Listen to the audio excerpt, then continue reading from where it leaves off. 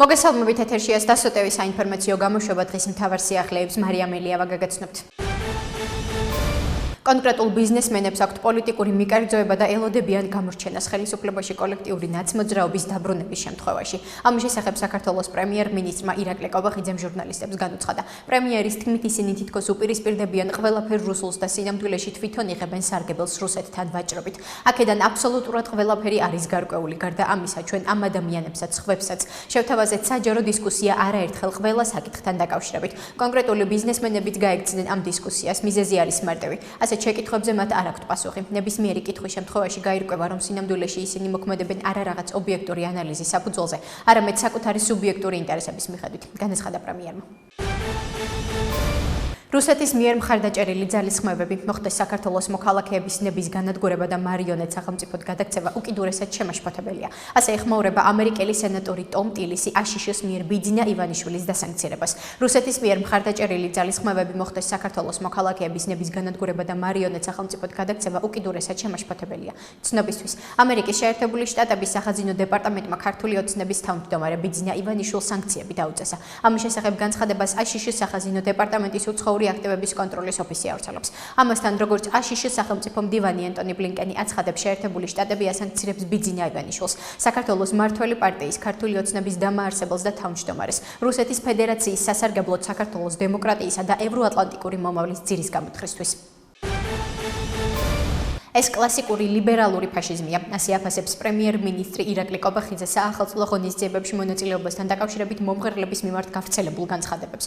როგორც კობახიძემ აღნიშნა, ქართული ოცნების ეროვნული ამოცანა საქართველოში ლიბერალური ფაშიზმის საბოლოოდ დამარცხება იქნება, რისთვისაც ხელისუფლება ყველაფერს გააკეთებს. ეს არის იდეოლოგია, რომლის გავრცელებასაც ჩვენს ქვეყანაში გარკვეულწილად წარმატებით ცდილობენ. რა თქმა უნდა, ეს ბულინგიც ამის გამოხატულება არის, თუმცა თქვენ ხედავთ, რომ ამ ბულინგს წარმატება არ აქვს. ჩვენი ერთ-ერთი ეროვნული ამოცანა ამ 4 წლის განმავლობაში იქნება საქართველოში ლიბერალური ფაშიზმის საბოლოოდ დამარცხება და ამ მიზნის მისაღწევად ყველაფერს გავაკეთებთ, განაცხადა კობახიძემ.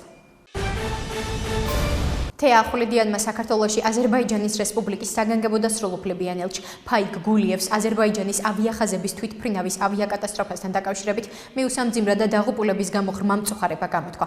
ამის შესახებ ინფორმაციას სახელმწიფო მინისტრის აპარატი ავრცელებს. როგორც გავრცელებულ ინფორმაციაშია ნათქვამი, სახელმწიფო მინისტრმა აზერბაიჯანის რესპუბლიკის საელჩოში გახსნილ სამძიმრის წიგნში ჩანაწერი დატოვა. სახელმწიფო მინისტრის აპარატისა და პირადად ჩემი სახელით გულწრფელ თანაგრძნობას გამოხატავ აზერბაიჯანული ავიახაზების თვითმფრინავის ჩამოვარდნით გამოწვეული ტრაგიკული შედეგების გამო და ღრმა მწუხარებას გამოთქვავ დაღუპულთა ოჯახების მიმართ. თეახულიდიანმა დაშავებულებს სწრაფი გამოჯანმრთელება უსურვა და აზერბაიჯანის მთავრობასა და ხალხს სოლიდარობა გამოუცხადა.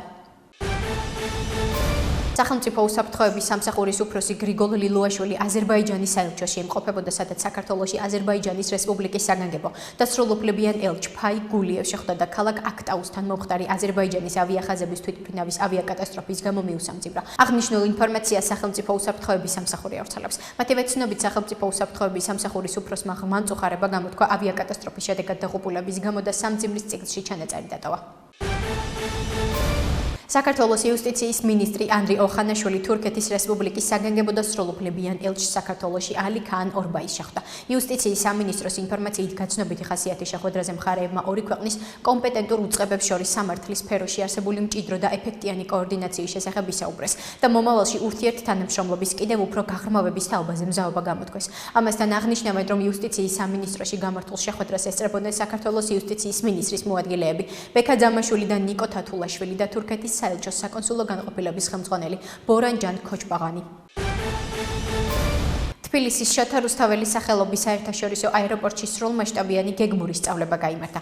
ამის შესახებ ინფორმაციას საქართველოს აეროპორტების გაერთიანება ავრცელებს. მათივე ცნობით, სწავლებაში მონაწილეობა საქართველოს აეროპორტების გაერთიანების საავიაციო უშიშროების დეპარტამენტის ტავ ჯორჯიას ავიაკომპანია კამექსის თანამშრომლებმა, ასევე სახელმწიფო უსაფრთხოების სამსახურის განაღმვის სპეციალურმა დანაყოფმა, ასევე შინაგან საქმეთა სამინისტროს შესაბამისმა დანაყოფა მიიღეს. თბილისის საერთაშორისო აეროპორტში გამართულ სწავლებას აეროპორტების გაერთიანების გენერალური დირექტორი ირაკლი ქარქაშაძე დაესწრო.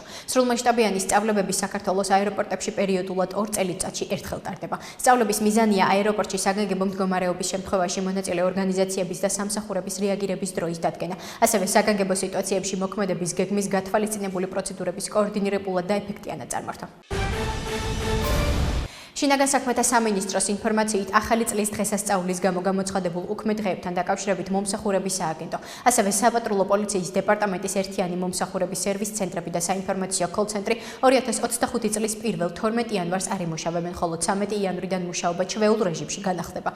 მათი ცნობით იმ პირებს, რომლებსაც მართვის უფლების მისაღები პრაქტიკული გამოცდის პირველ ეტაპზე გასვლა 2025 წლის 1 იანვრიდან 12 იანვრის ჩათვლით უწევდათ, აღნიშნული დღეების გამოყენების შესაძლებლობა 2025 წლის 13 იანვრიდან მიეცემათ. იმ პირებს, რომლებსაც შენახული დაჯავშნული აქვთ სატრანსპორტო საშუალების სახელმწიფო სანომრე ნიშნები და აღნიშნულ პერიოდში ეწურებათ შენახვის ან დაჯავშნის დრო ვადა გაუხანგრძლივდებათ 13 იანვრის ჩათვლით.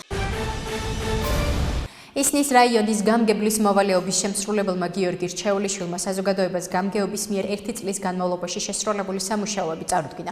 თბილისის მერიის ინფორმაციით საგზაო ინფრასტრუქტურა 48 მისამართზე 68930 კვადრატულ მეტრ ფართობზე მოწესრიგდა. სხვადასხვა ინფრასტრუქტურული სამუშაოები 172 მისამართზე განხორციელდა. 1240 ფოთლოვანი და წიწვოვანი ხემცენარე დაირგო. კულტურულ, საგანმანათლებლო და სპორტული 11 ღონისძიება გაიმართა. ბინათ მესაკუთრეთა ამხანაგობის ხელშეწყობის პროგრამის ფარგლებში 223 პროექტი განხორციელდა. აქედან 62 ლიფტი რეაბილიტირდა, 54 მისამართზე ქანაობიან და ბრტყელ სახურავს რეაბილიტაცია ჩაუტარდა. ისნის რაიონში 2024 წელს შესრულებული სამუშაოებისთვის ჯამში 31,607,070 ლარი დაიხარჯა.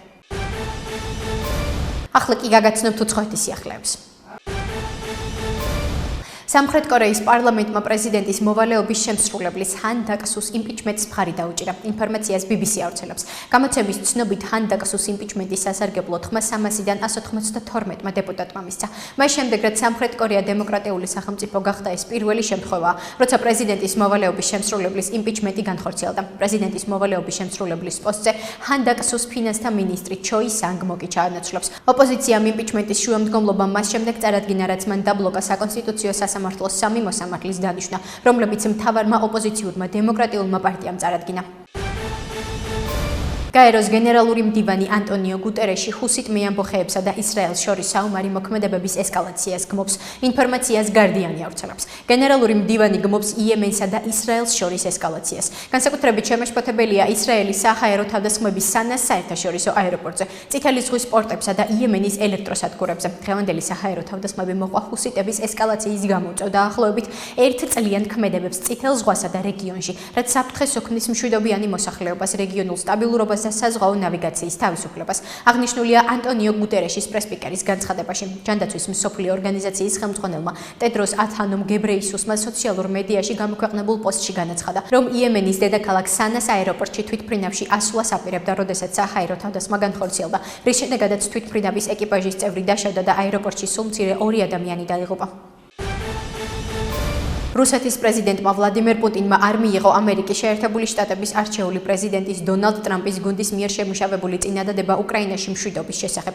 ამის შესახებ ომის შესწავლის ინსტიტუტის ანგარიშშია აღნიშნული. ორგანიზაციაში აცხადებენ, რომ პუტინმა პირდაპირ უარყო ტრამპის გუნდის წინადადება, რომლის თანახმადაც ომის დასრულების პირობა უკრაინის ნატოში გაწევრიანების მინიმუმ 10 წლით გადადება იყო. ანგარიშში აღნიშნულია, რომ 26 დეკემბერს აშშ-ის არჩეული პრეზიდენტის გუნდის ამ იდეაზე კომენტირებისას პუტინმა განაცხადა, რომ არ აქვს მნიშვნელობა უკრაინა ნატოს დღეს შეუერთდება ხვალ თუ 10 წელიწადში.